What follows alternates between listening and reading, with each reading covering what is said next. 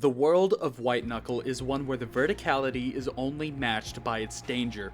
The brutal gameplay, heavy atmosphere, and constant need for progress create a tense and stressful experience unlike any other I have played. The cruel indifference of the universe will be known to you as you attempt to scale the seemingly infinite, brutalist structure of concrete and steel that lies before you, and watch as it tears you apart and spits you out. In this game, speed is key and time is survival, and you are always behind schedule.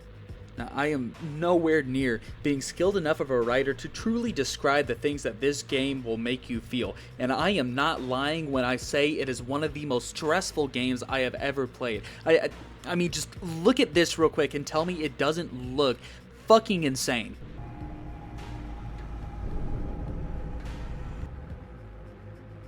What the fuck?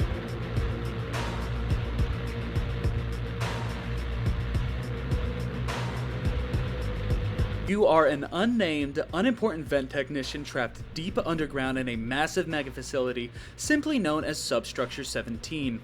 The structure, which once hosted biological experiments and ethereal rituals, now lays abandoned and is rotting away as we speak. Not being keen on rotting away with it, you decide to begin the long, arduous journey upwards. But uh-oh, seems like you've caught the attention of the mass. An ever-present, constantly rising pool of ooze keen on assimilating your flesh.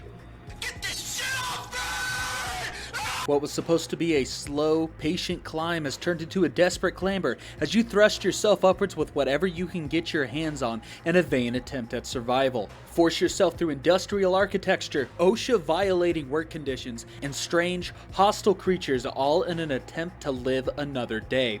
You better use your stamina wisely, bud, because you are not going to get a chance to rest until you reach the top.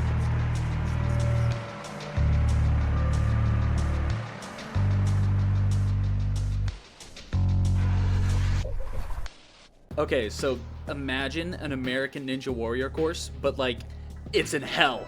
That's it. That's what the game is. Thanks for watching, everybody. Pack it up. The game generates an area layout for you, then holds a gun to your head and says get to the top as fast as you can. You need to grab onto whatever grippable object is in arm's reach and climb before the mass can reach you. Manage the individual stamina bars of both your hands, use your items when necessary, and don't die. What the fuck? So, I mean, it sounds pretty simple, right? What makes the game so cool in the first place? Let me tell you. Every single room you enter is like a free-for-all playground that you choose how to scale. Except, again, the playground is in hell. The jumbled and confusing architecture always comes together in just the right way to create a multitude of paths for you to uncover and follow, making every room like a parkour sandbox where you choose how you want to proceed. Whether that be the obvious yellow-painted route of simple handles and ledges, or the fuck you route you built with a couple chunks of rebar and pittons. Over and over again, you will be posed the question of how to get to the top of the room you're in, and the solution is whatever way you can use the layout of the room to your advantage. No matter what, there's always a path forward. But that doesn't mean the path forward is always easy. The constant pressure of your stamina and the mass slowly rising from below force you to move faster and faster, never giving you time to ponder over any question you might have about the paths open to you. You need to choose between using stamina or resting, using tools or saving them, and whether to be safe and slow or fast and dangerous, all in just a couple of seconds because you're just never given the time you need to think. Not to mention that this game has no safety rails. You are just as free to climb the way you want as you are to make a dumb mistake and take an accidental swan dive to your death. If you mistime a jump, run out of stamina climbing, or use an item you'll need later, then chances are you will die. The world is brutal and unforgiving, and any mistake threatens to leave you dead because all it takes is a single slip up to send you 6 feet beneath the room you started in.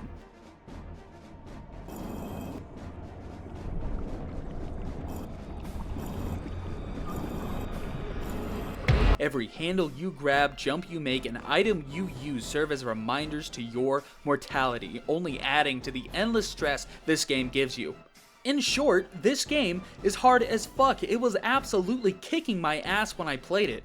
But as hard as it got, it never felt out of my control.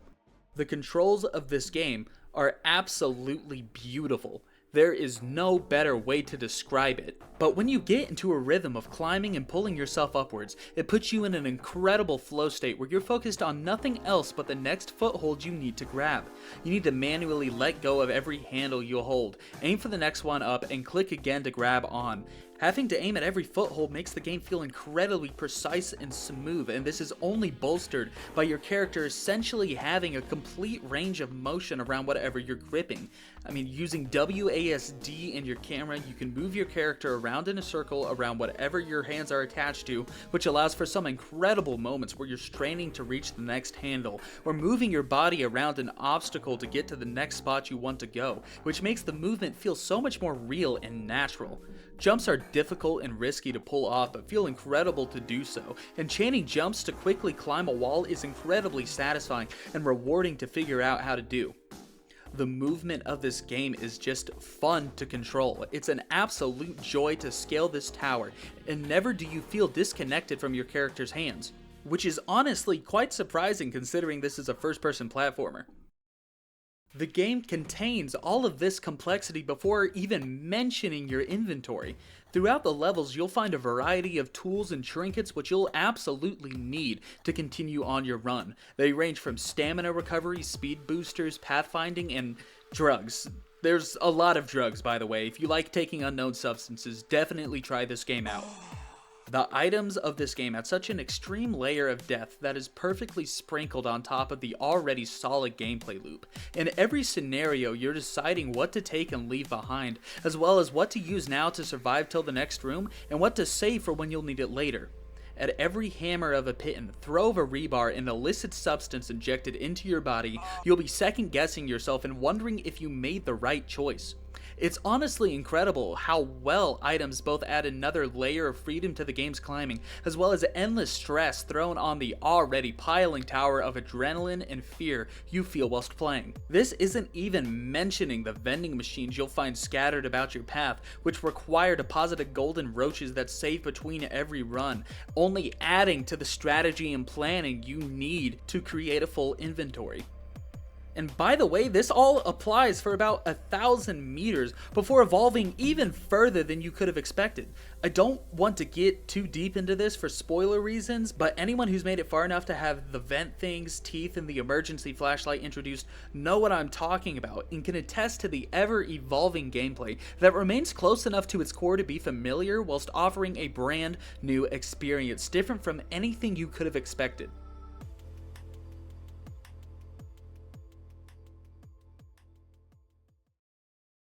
By the way, I'm not done yet. We're still in the gameplay section of this video. You want to know how much thought and passion went into the game design of White Knuckle? I have been talking about the mechanics of this game for over 3 pages of script and still haven't finished yet.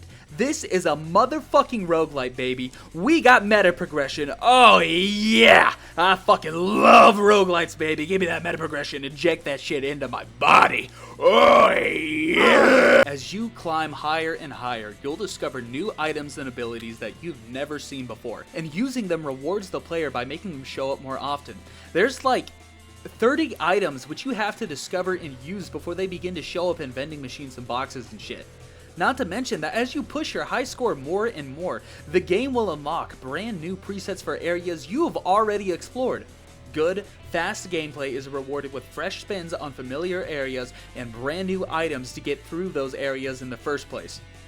Also, this being a roguelite and all, of course you'll unlock special upgrades along your run, all catering to different playstyles and builds, with more being added to the random pool you pick from the further you progress. This allows you to tailor your experience between safety and speed even more than you already were, and hell, if you want, you can just ignore all that and fucking give yourself a bunch of items if you feel like it. Also, I forgot to say, the rooms are pre-generated and arranged in a random order, allowing you to memorize the layouts of each individual room and come up with a strategy for each one, while still keeping the game fresh. Okay, that is enough. We are moving on. We are done with the gameplay section. We're going.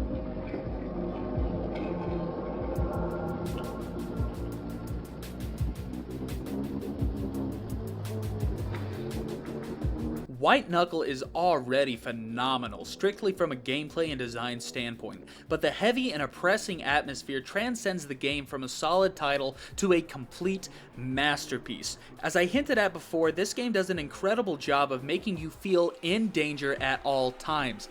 The gameplay perfectly melds with the aesthetics and makes you feel stressed, tense, and apprehensive about every step you take. Stress and fear are all but guaranteed as the threat of death constantly weighs on your shoulders, making you second guess every action. The design of every room is brutalistic and industrial and adds to the uncaring and cruel nature of the world around you, and goes a long way into carrying the aesthetic of the game. If you've watched my other two videos, you know how much I absolutely fucking love sound design in games, and White Knuckle is no different. It takes a more minimalist approach, keeping things quiet outside of the most precious moments, and I have to tell you, it works. All you have to keep you company in this lonely tower is the metallic creaks of the fixtures you climb, the hum of machinery and LED lights in the background, and strange groans and roars from closed doors you can't access. This makes any noise outside of the ordinary so much more powerful when it does arrive, like the ever-growing stinger that rings in your ears as the mask creeps closer, or the screams and groans of teeth. There are so many little noises and sounds which are unbelievably well crafted, which pull an immense amount of weight in building the vibe of this game. And the few moments when the game decides to really bring out its sound, it doesn't pull any punches. I said it before, but going from meager ambient noise to blaring and overwhelming noises of violence is incredibly shocking and does its job perfectly. Also, this game seldom uses music, but the few times it does are perfect transitions from areas that build upon your feelings of curiosity and fear, and disappears when the main gameplay takes precedent once more. I haven't stressed it enough throughout this video, but this game is just scary as fuck, dude. The scariest thing you'll face for the first 1,000 meters of gameplay is your own incompetence, and yet you'll constantly be on edge and in fear of the future. This only gets worse as you get further and further and new things that actually threaten to kill you are introduced. I'm telling you, I had to pause like every 5 minutes after reaching teeth. And anything past that just to give myself a breather and collect myself. This game had me reeling at every turn and sipping my coffee like I was a fucking alcoholic, dude. It is so rare to find a horror game that is both so terrifying and fun to play at the same time, and I absolutely love it.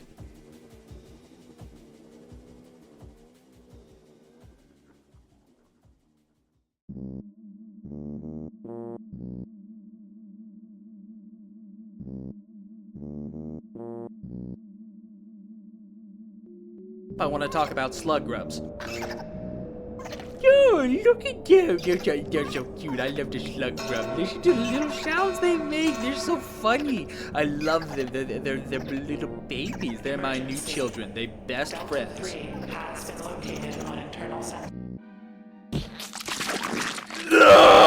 Also, the lore's pretty neat.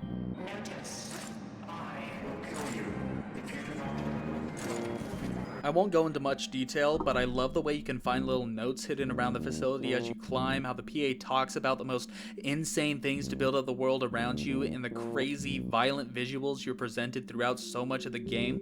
Seeing everything, it reminds me of like a combination between a Half-Life, Portal, and SCP, which are all super cool. I love it. It's amazing how well the lore is baked into the gameplay. Secret areas are pretty neat as well. They're nothing crazy, just a couple ledges or corners hidden from sight with some powerful items in them if you know where to look. It's a nice way to encourage the player to explore and experiment in the world, and rewards you for going fast so you'll actually have time to find the places in the first place. Also, free stuff is cool, so there's that. Moving on, next thing in this section, I hate blood bugs. Blood bugs suck big dick and I hope they die. Get the fuck off of me, you little shit. Away with you, foul creature! Be gone!